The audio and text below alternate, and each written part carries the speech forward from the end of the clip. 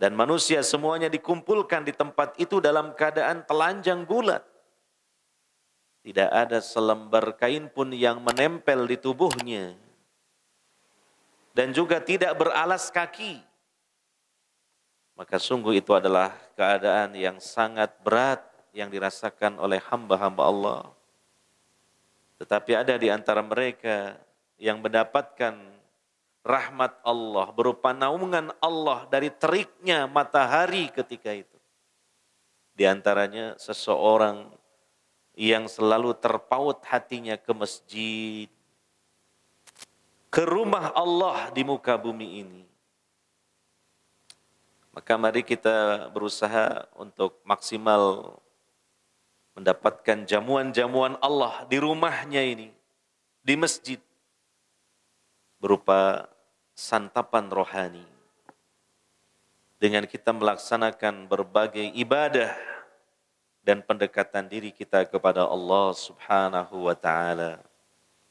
Baik melaksanakan sholat sunnah, melaksanakan sholat fardu, apalagi berjamaah, berzikir, berdoa, menghadiri majlis ilmu, yang sekarang ini kita sedang berada di majlis tersebut.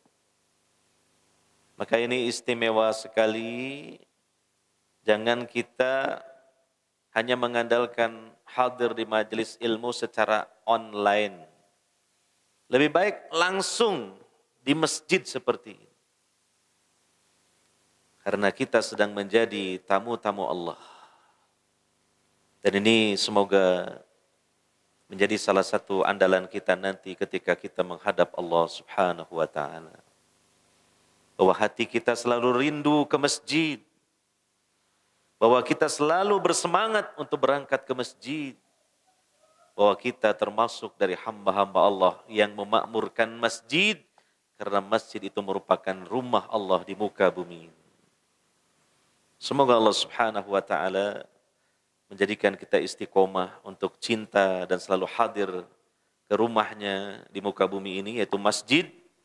Dan semoga besok juga Allah memberikan naungan kepada kita di padang mahsyar yang panas, luar biasa. Hadirin wal hadirat yang dimuliakan oleh Allah Subhanahu wa ta'ala. Kita lanjutkan kajian kitab Minhaj Al-Firqah An-Najiyah At-Ta'ifah Al-Mansurah. Judul yang baru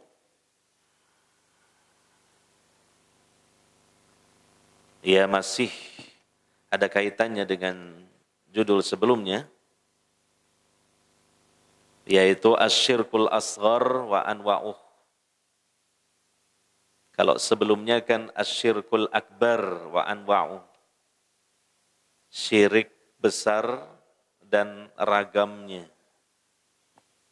Sekarang membahas jenis syirik yang kedua, yang memang lebih ringan daripada yang pertama, tapi juga jangan dianggap ringan karena juga tetap disebut syirik. Mari kita berusaha untuk memahaminya, mengilmuinya, dan tentu menjauhinya. Asyirkul asghar wa anwa'uhu, di sini dijelaskan tentang asyirkul asghar, syirik kecil, yaitu kullu wasilatin yumkinu an tuaddiya ila syirkil akbar walam tablugh rutbatal ibadah wala yukhriju fa'ilahu minal islam walakinnahu minal kabair. Setiap wasilah, setiap sebab yang memungkinkan menghantarkan pelakunya ke dalam syirik besar. Nah, jadi ini sekalipun syirik asgor itu asgor, kecil, tapi juga syirik. Kenapa? Karena kalau seorang hamba terus-menerus melakukan syirik asgor, maka bisa jadi nanti menghantarkan dia jatuh ke dalam syirik besar. Makanya ini perlu dijauhi. Ya, dan tidaklah sampai kepada tingkatan ibadah. Ya. Ya, kalau sampai kepada tingkatan ibadah kan namanya syirik akbar. Karena syirik akbar itu definisinya adalah sarful ibadati li ghairillah. Mempertujukan ibadah kepada selain Allah. Kalau syirik asghar ini ditujukan kepada selain Allah tapi tidak sampai kepada tingkatan ibadah. Lebih jelasnya nanti akan dibahas contoh-contohnya. Nah, di sini ya perbedaannya antara syirik asghar dengan syirik akbar. Syirik kecil dengan syirik besar. Dan tidaklah mengeluarkan pelakunya dari Islam. Nah, ini bedanya dengan syirik akbar. Kalau syirik akbar itu yukhrij fa'ilahu minal Islam. Mengeluarkan pelakunya dari Islam. Dengan kata lain, syirik akbar itu pembatal keislaman. Jadi Islamnya batal, hilang.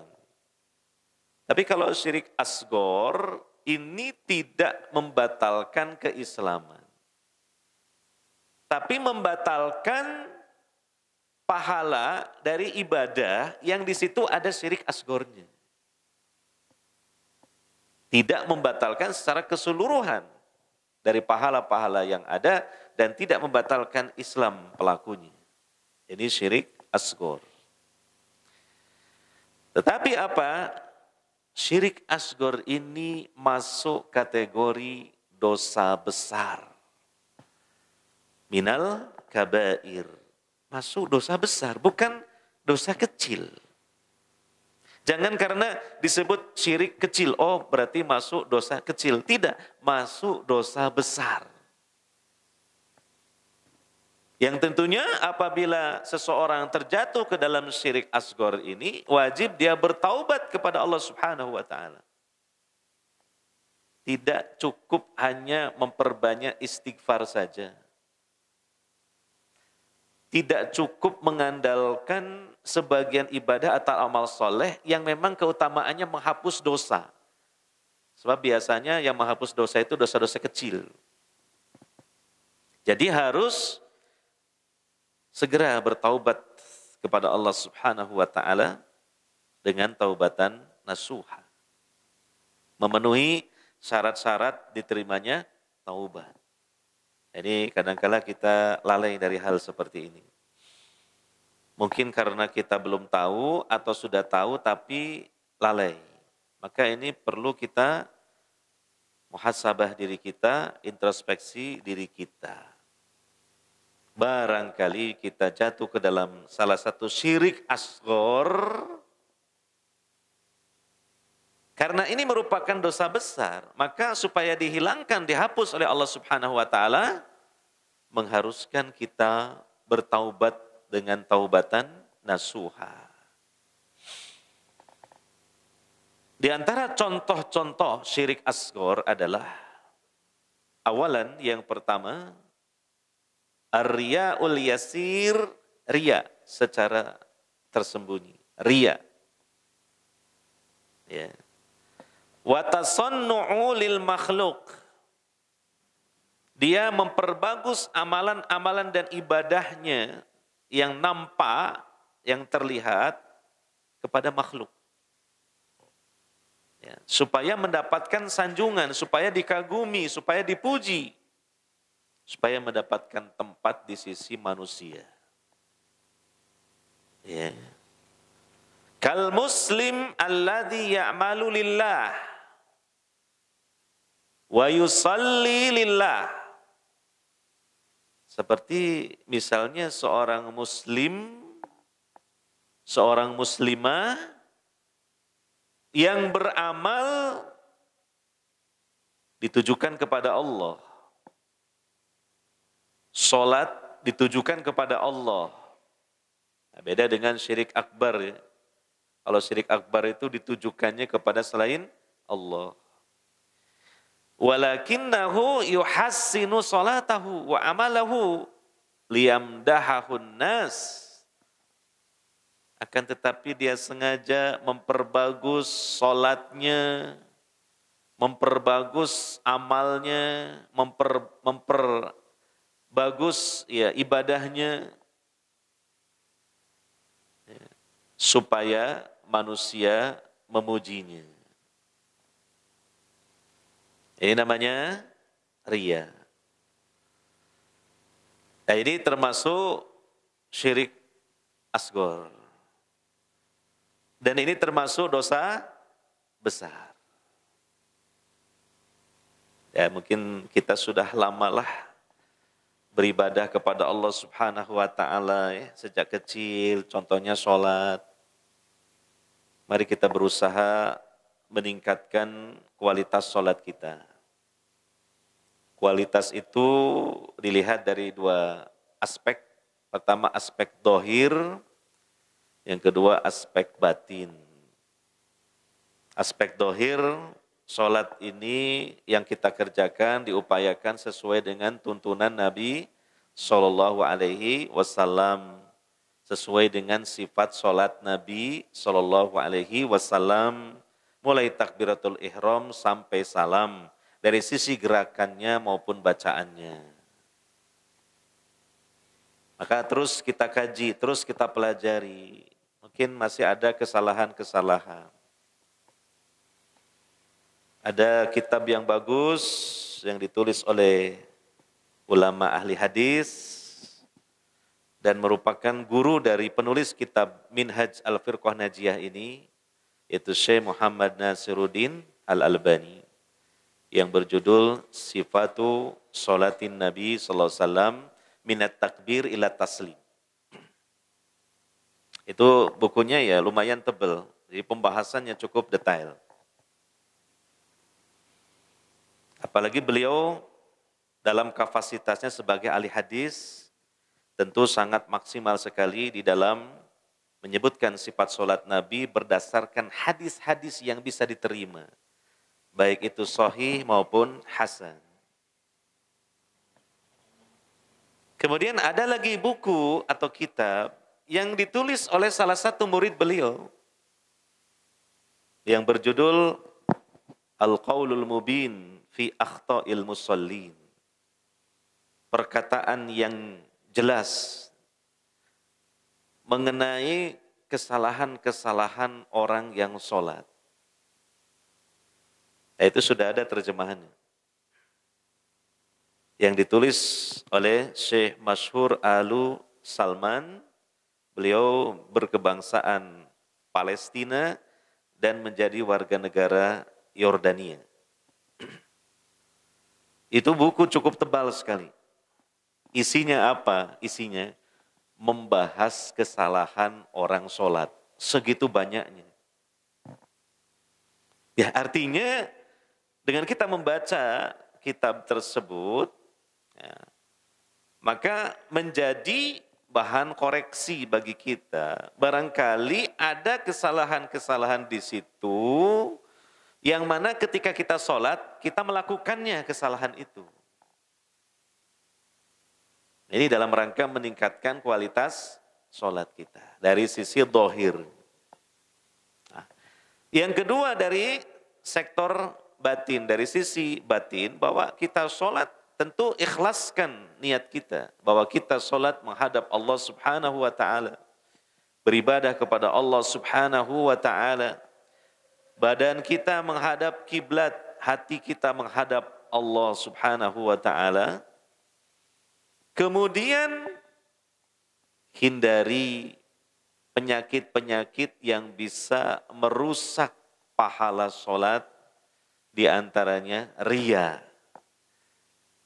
Sholat kita lakukan dengan diperbagus, tetapi bukan mengharap penilaian Allah, tapi penilaian manusia. Supaya kagum kepada kita, supaya kita disanjung oleh manusia. Ini riya. Ini dosa besar. Naudzubillahi min dzalik, tentu jangan sampai kita sholat tujuannya pengen dapat pahala, tapi malah kita di dalamnya jatuh dalam dosa besar. Kenapa? Sholat kita ini ria. Ya. Ketika kita sholat sendirian, sholat sunnah, tidak ada orang, tidak ada perasaan ria, karena tidak ada yang melihat. Begitu hadir seseorang datang, mulailah muncul bisikan-bisikan dalam hati kita yang mendorong untuk, ayo perbagus sholatmu sebagus-bagusnya, supaya orang itu melihat kamu sedang sholat dan dia kagum dengan sholatmu. Nah inilah, kalau kita ikuti bisikan ini, jatuhlah kita ke dalam ria. Maka ketika muncul bisikan seperti ini, ingat, ini perusak sholat kita. Tujuan awal kita pengen dapat pahala, malah ini kita dapat dosa besar. Dan ini masuk kategori asyirkul asghor. Perangi, ketika muncul perangi dalam hati kita. Mujahadah fin nafs, kita berjihad melawan bisikan seperti itu di dalam hati kita. Jangan sampai kita dikalahkan. Kalau sudah dikalahkan, rusak sholat kita dari sisi batinnya. Yeah. Nah, ini sisi batin atau sektor batin dalam rangka kita meningkatkan kualitas sholat kita. Yang ketiga, dan ini bukan perkara yang mudah, mengupayakan khusyuk dalam sholat. Kira-kira khusyuk itu sulit apa mudah dalam sholat? Sulit ya? Sulit.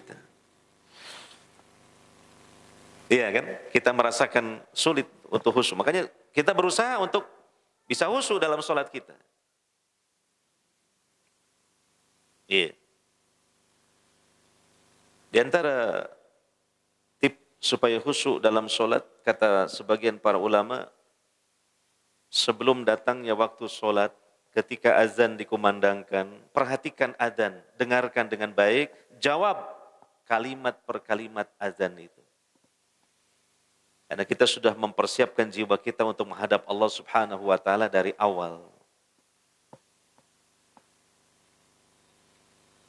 Ya. Yeah. Ini khusyuk merupakan kewajiban dalam sholat. Mohon maaf, ini kritikan untuk saya sendiri dan panjenengan berkaitan dengan sholat. Ketika kita tidak mengupayakan khusyuk, khawatirnya nanti selesai sholat, nilai akhirnya kita dapat dosa. Karena khusyuk itu merupakan kewajiban dalam sholat. Bukan sunnah, wajib hukumnya. Apa artinya wajib? Apa? Suatu perintah dari Allah Subhanahu wa Ta'ala, kalau dikerjakan mendapatkan pahala. Kalau tidak dikerjakan, berdosa. Jadi bisa jadi kita sholat tujuannya pengen dapat pahala, tapi mungkin dapat pahala sekaligus dapat dosa. Karena tidak khusyuk. Ya untung sajalah sunnah Nabi SAW, begitu selesai sholat, selesai kita salam, zikir. Yang pertama-tama kita ucapkan apa? Istighfar 3 kali. Astagfirullah, astagfirullah, astagfirullah. Kenapa selesai sholat beristighfar? Mudah-mudahan menjadi sebab menutup kekurangan kita dalam sholat. Menambal kebocoran kita di dalam mengerjakan sholat. Di antaranya kehusuan. Tapi khawatirnya istighfarnya tidak khusyuk. Sudahlah sholatnya tidak khusyuk, istighfarnya tidak khusyuk. Istighfar sambil tole, lihat. Oh kok kipas anginnya kok gak munyer loh. Ya. Karena mungkin saja dia berzikir itu sekedar gugur kewajiban karena merupakan rutinitas aja gitu. Jadi spontan aja mulutnya mengucapkan astagfirullah, tapi pikirannya kemana-mana. Ini sangat disayangkan sekali. Sudahlah sholatnya tidak khusyuk, istighfarnya juga tidak khusyuk, khawatirnya kebocoran dalam sholatnya tidak bisa ditambal. Coba perhatikan diri kita ya dalam beribadah kepada Allah Subhanahu wa Ta'ala itu. Ya. Nah, jadi di antara perusak sholat kita dari sisi batin itu riya kita melaksanakan sholat. Ya kalau kita sudah setua ini ya dan sudah sekian lama kita sholat, lah sudah bukan lagi saatnya kita sholat ini kok ada riyanya. Karena apa yang kita dapatkan selain dosa, selain sholat yang kita lakukan tidak diterima oleh Allah Subhanahu wa Ta'ala, juga dosa besar dan masuk kategori syirik asghar. Yang Allah Subhanahu wa Ta'ala akan menghapus dosa itu kalau kita bertaubat dengan taubatan nasuha kepada Allah Subhanahu wa Ta'ala. Makanya ada sebagian ulama salaf mengatakan orang yang ikhlas dalam sholatnya adalah orang yang di dalam sholatnya itu perasaan dia, pikiran dia sama saja. Apakah di sampingnya itu seorang manusia ataukah seekor kucing, sama saja. Tidak mungkin sampean itu riya sama seekor kucing, tidak mungkin. Maka kepada manusia yang ada di samping kita pun seperti itu, bukan berarti menyamakan dia dengan kucing, tapi menyamakan perasaan kitanya. Itulah gambaran sederhana tentang apa? Ikhlas dalam sholat tidak ada unsur riya. Ya. Jadi ini hal yang tidak mudah ini karena menyangkut masalah hati ya. Ini tidak mudah. Harus betul-betul kita bermujahadah di dalam hati kita. Dan ingat betul di sini tentang bahaya dari riya. Bahwa dia termasuk asyirkul asghar, syirik kecil. Allah Subhanahu wa Ta'ala berfirman di surah Al-Kahfi ayat 110, ayat yang terakhirnya. فَمَنْ كَانَ يَرْجُو لِقَاءَ رَبِّهِ فَلْيَعْمَلْ عَمَلًا صَالِحًا وَلَا يُشْرِكْ بِعِبَادَةِ رَبِّهِ أَحَدًا. Maka barang siapa yang mengharap perjumpaan dengan Rabb-Nya, artinya perjumpaan dalam keadaan Allah meridhoinya, maka hendaknya dia beramal amal yang soleh dan jangan sekali-kali dia menyekutukan dalam beribadah kepada Rabb-Nya dengan seorang pun juga. Termasuk menyekutukan Allah dalam ibadah ini riya. Sekalipun bukan termasuk syirik akbar, tapi dia syirik asghar. Karena orang yang sholat semestinya mengharap kebaikan, pujian, ganjaran dari Allah Subhanahu wa Ta'ala, bukan dari manusia. Maka ayat 110 surah Al-Kahfi ini maknanya seseorang yang ingin berjumpa dengan Allah nanti dalam keadaan Allah meridhoinya, dia harus berusaha.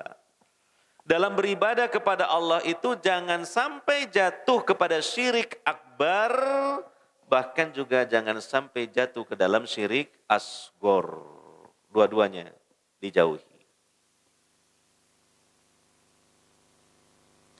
Jadi kita ini dalam beribadah kita butuh kepada ibadah ini berupa keridhaan dan pahala dari Allah Subhanahu wa Ta'ala.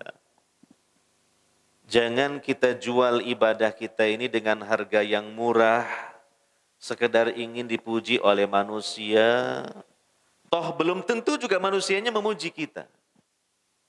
Belum tentu manusianya kagum kepada kita.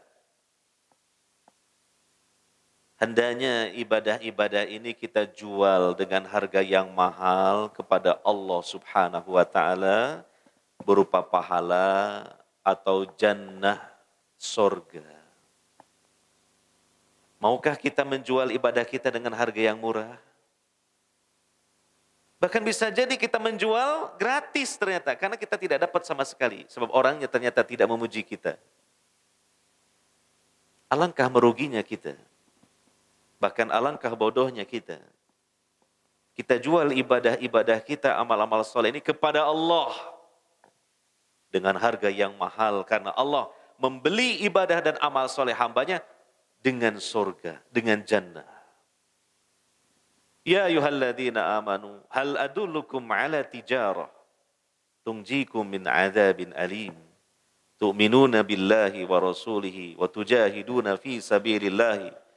Bi amwalikum wa anfusikum dzalikum khairul lakum in kuntum ta'lamun. Jadi ibadah, amal soleh, jihad itu tijarah, perniagaan kita sebagai hamba-hamba Allah dengan Allah.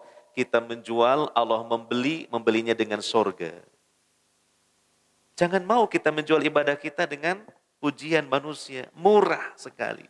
Apa manfaatnya? Apa gunanya? Makanya mari kita latih, kita didik diri kita untuk tidak suka dipuji oleh manusia.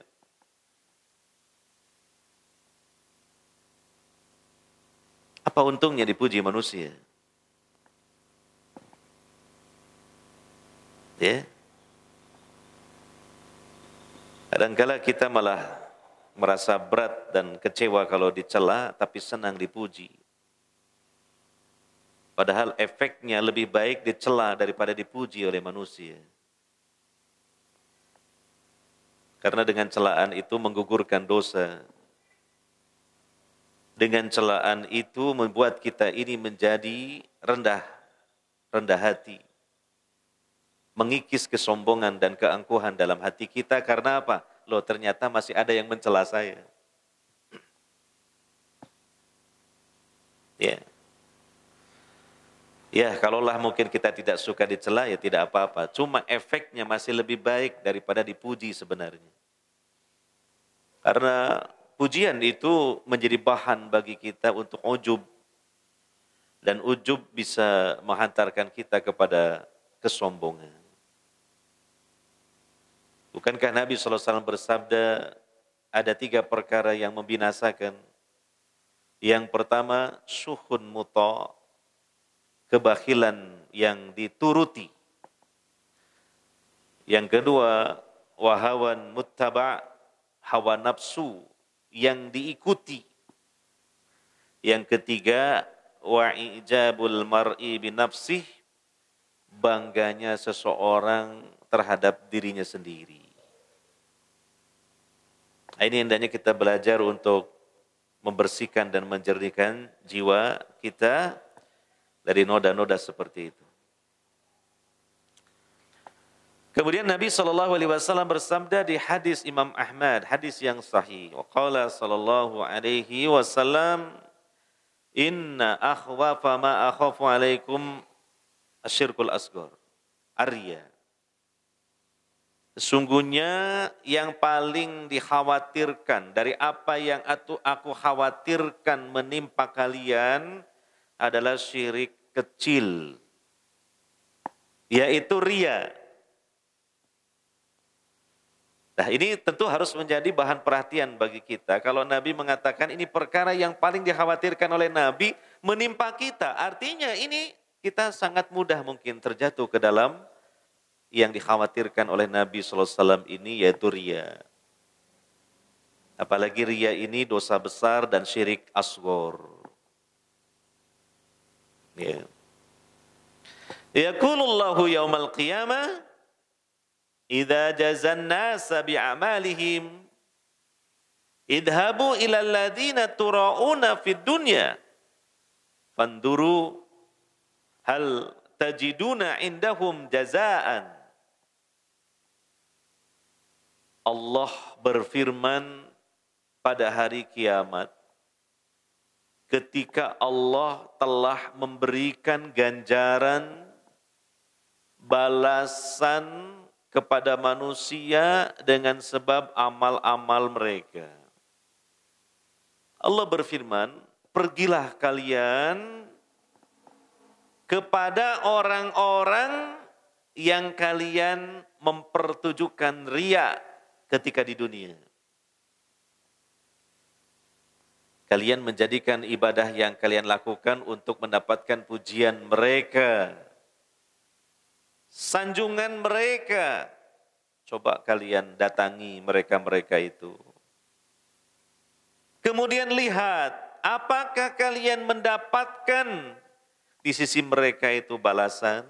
Tentu jawabannya nol besar, nihil, nggak ada. Kecewa, orang yang banyak riya adalah orang yang banyak kecewanya di akhirat. Karena Allah perintahkan mereka untuk datangi kepada si fulan, si fulana. Datangi kaum itu. Yang dulu kalian suka riya kepada mereka. Kalian tampakkan ibadah kepada mereka supaya diharapkan pujian mereka. Datangi mereka itu. Ini suatu perintah yang menandakan suatu penghinaan Allah Subhanahu wa taala. Lalu Allah berfirman, apakah kalian mendapatkan di sisi mereka balasan? Enggak ada sama sekali. Nol besar. Yeah. Ini gambaran nasib orang-orang yang suka riya dalam beribadah kepada Allah Subhanahu wa taala. Makanya kita harus belajar dan melatih diri kita bukan cuma memperbanyak ibadah dan amal soleh saja. Bukan cuma bersemangat ibadah dan beramal soleh saja. Tetapi kita juga harus memiliki ilmu. Dengan ilmu itu kita juga harus bisa menjaga keutuhan nilai-nilai pahala yang sudah kita tanam. Ya. Kan percuma kita sudah susah payah ibadah, amal soleh, bahkan Allah sudah kasih catatan pahala, tapi dihilangkan kembali oleh perilaku kita. Karena kita mengharapkan sanjungan dari manusia, pujian dari manusia, penghargaan dari manusia, mendapatkan popularitas di hadapan manusia. Kita harus belajar. Ya. Ini termasuk perusak dari pahala ibadah dan amal soleh.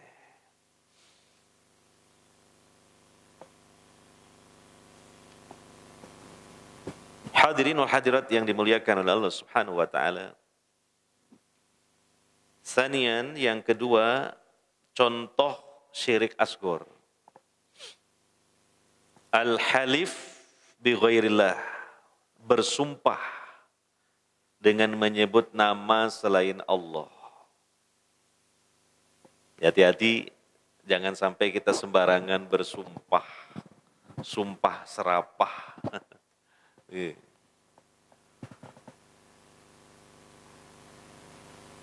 Sumpah pocong ada. Inilah itu sebuah penyimpangan jadi masalah sumpah ini ada syariatnya, ada aturannya di dalam Islam. Bahkan bukan hanya berkaitan dengan masalah hukum saja, ini berkaitan masalah tauhid. Kenapa bersumpah itu kok dikaitkan dengan masalah tauhid? Karena pada umumnya orang bersumpah dengan sesuatu, dalam hatinya ada ta'dim, ada pengagungan kepada sesuatu itu. Ta'dim ini bagian dari unsur ibadah. Lebih-lebih lagi di samping itu orang bersumpah dengan sesuatu, dia meyakini nanti kalau sumpahnya dusta atau dia melanggar sumpahnya, nanti sesuatu yang dia jadikan sebagai bersumpah mendatangkan malapetaka, Atau istilahnya orang Jawa, kewalat. Makanya permasalahan al-halif atau sumpah ini masuk dalam ranah tauhid. Nah, ini harus kita berhati-hati dalam bersumpah. Ya, bersumpah dengan menyebut nama selain Allah ini masuk kategori asyirkul asghar, syirik kecil. Ya. Bisa nanti kalau terus-menerus dilakukan jatuh ke dalam syirik akbar. Dan setidaknya karena ini syirik asghar, maka ini termasuk dosa besar. Nabi SAW bersabda dalam hadis sahih riwayat Ahmad, "Man halafa bi ghairillah faqad asyraka."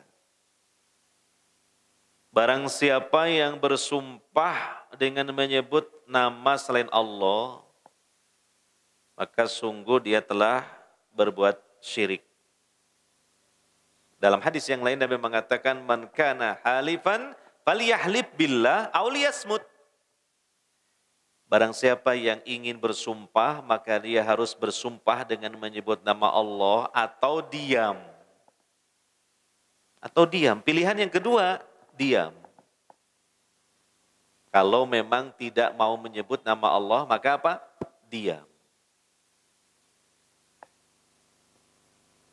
Nah, ini mungkin dengan ucapan-ucapan, ungkapan-ungkapan yang sudah lazim biasa diucapkan oleh kebanyakan di antara kita yang sifatnya itu sumpah, perlu dia waspadai. Iya. Sumpah-sumpah yang di situ menyebut makhluk. Iya. Ini hendaknya kita hindari, atau mungkin sesuatu yang meragukan di situ disebut dari makhluk. Contoh, ini saya bukan bersumpah dengan nama selain Allah, tapi contoh. Sumpah disambar beledek. Nah, ini sebaiknya dihindari gitu. Karena apa? Ungkapan ini masuk dalam ungkapan sumpah. Yang jelas tidak menyebut nama Allah. Maka dihindari. Jangan menyebut begitu. Makanya sahabat Ibnu Mas'ud pernah mengatakan lebih mending seseorang itu sekalipun sumpahnya bohong, dia bersumpah dengan menyebut nama Allah. Daripada sumpahnya benar tapi dengan menyebut nama selain Allah. Sama-sama dosanya sih, ya.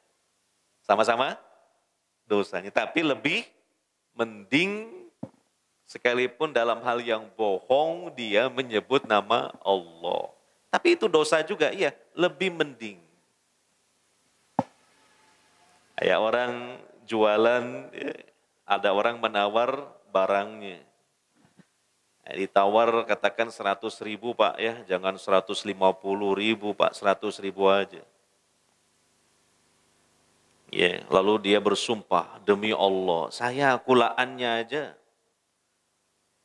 lebih dari 100.000 lah, sampean kok nawar 100.000, padahal dia kulaan 80.000 loh ya, cuma bohong dia. Ya, jadi dia menyebut nama Allah dalam sumpahnya, demi Allah saya kulaannya saja nggak segitu Pak. Lah ini dosa, ini dosa. Tapi lebih mending daripada dalam hal yang benar dia menyebut dalam sumpahnya selain nama Allah. Yang pertama itu berdosa, yang kedua itu dosanya masuk kategori syirik asghar. Kalau dilihat mending-mendingan. Tapi yang lebih hati-hati ya sudah, jangan dua-duanya kan gitu. Sedikit lagi penjelasan. Wa qad yakunul al-halifu bi ghairillah minasyirkil akbar. Kadang-kadang bersumpah dengan menyebut nama selain Allah itu masuk kategori syirik akbar, bukan asghar lagi. Wa dzalika idza i'taqadal halifu annal waliya lahu tasarrufatin yadurruhu idza halafa bihi kadziban. Bisa saja ya sumpah dengan menyebut nama selain Allah itu jadi syirik akbar. Kalau orang yang bersumpah ada keyakinan, ada i'tiqad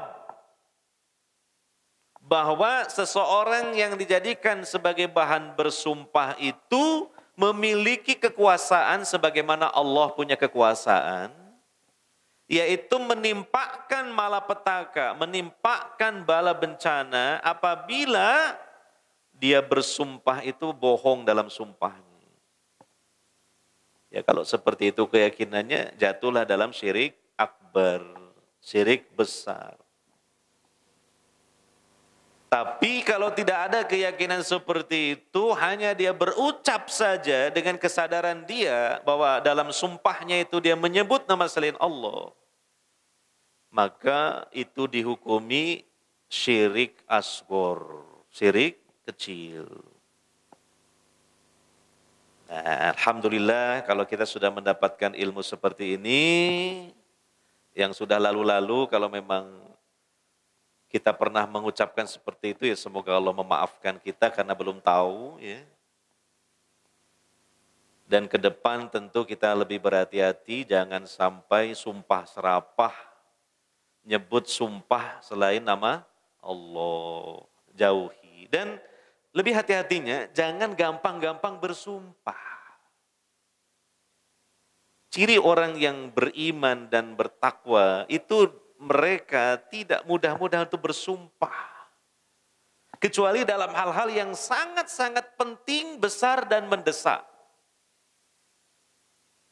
Jare wong Jawa, ojo jadi segojangan loh, sumpah nama Allah itu. Karena itu sama dengan tidak mengagungkan Allah. Gitu. Masa masalah kecil itu sumpah nama Allah.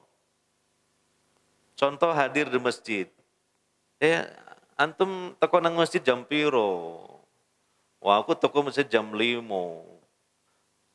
Loh aku loh jam setengah 5. Masa sih? Lalu dia, wallahi sumpah, saya datang ke sini jam 4.30. Masalah kecil aja bersumpah dengan nama Allah. Tidak mengagungkan Allah itu. Itu termasuk kekurangan dalam bertauhid juga. Gitu? Jadi jangan hal-hal yang sepele itu kita gampang-gampang bersumpah dengan nama Allah. Urusan-urusan yang remeh-temeh, tidak perlu kita bersumpah. Gitu. Nah, mungkin kalau dalam peradilan, nah itu ketika orang menuduh, nah, yang menuduh kan wajib mendatangkan al-bayyinah, itu bukti bahkan saksi. Yang dituduh dia berhak untuk bersumpah. Ya bersumpah pastinya dengan menyebut nama Allah. Ya, nah ini kan hal yang besar, hal yang penting, mendesak. Itulah ya, sikap hati-hati kita jangan gampang-gampang bersumpah dengan menyebut nama Allah sekalipun. Nah ini mungkin ya yang kedua, sekaligus yang ketiga, asyirkul khafi, syirik yang tersembunyi, ya, dan ditafsirkan oleh sahabat Ibnu Abbas dengan ucapan seseorang kepada temannya dengan mengucapkan Masya Allah wa syi'ta, atas kehendak Allah dan kehendak engkau. Jadi di sini menggandeng kehendak Allah dan kehendak manusia menggunakan huruf wawu. Dalam bahasa Arab huruf wawu, wa terjemahannya dan, itu mengandung makna kesetaraan. Al-jam'u wal ishtiraq. Jadi ada unsur kesetaraan. Dan contoh lagi misalnya seseorang mengatakan laulallahu wa fulan, kalau bukan karena Allah dan si fulan. Nah, ini kan menyetarakan. Ya. Boleh menyebut Allah dan manusia asal jangan ada unsur menyetarakan. Tapi ada unsur Allah kemudian di bawahnya lagi makhluk. Dalam bahasa Arab menggunakan kata summa. Summa itu litartib. Menunjukkan di atas kemudian yang di bawah. Laulallah summa fulan. Itu boleh. Kemudian. Jadi bukan dan.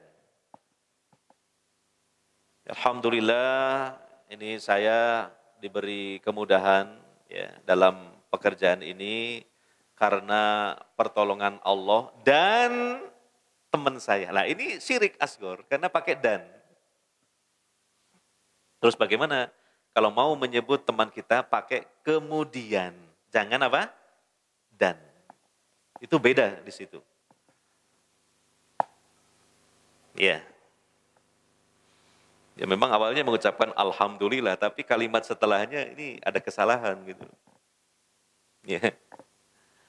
Waqala sallallahu alaihi wasallam dalam hadis sahih riwayat Ahmad, Nabi sallallahu alaihi wasallam bersabda, "La taqulu ma sya'allah wa sya'a fulan, walakin qulu ma sya'allah tsumma sya'a fulan." Jangan kalian mengatakan atas kehendak Allah dan kehendak si fulan, tapi katakanlah atas kehendak Allah kemudian kehendak si fulan. Nah, hati-hati, ini namanya syirik asgor, sekedar ucapan, tapi ucapan ini tidak selaras dengan nilai tauhid. Maka ini masuk kategori syirik asgor. Nah, itulah mungkin sebagian saja dari contoh-contoh syirik asgor untuk memperjelas apa yang dimaksud dengan syirik asgor, dan kita harus pelajari tentang macam syirik asgor, tujuannya untuk dihindari, diwaspadai. Ya, demikian semoga bermanfaat, dan ya mungkin sementara tidak ada sesi tanya jawab dulu ya, langsung azan dan setelah itu insyaallah kita laksanakan sholat isya secara berjamaah. Demikian, subhanakallahumma wa bihamdika asyhadu an la ilaha illa anta astaghfiruka wa atubu ilaik. Wassallallahu ala nabiyyina Muhammad wa ala alihi washabihi ajmain. Alhamdulillahirabbil alamin. Wassalamu alaikum warahmatullahi wabarakatuh.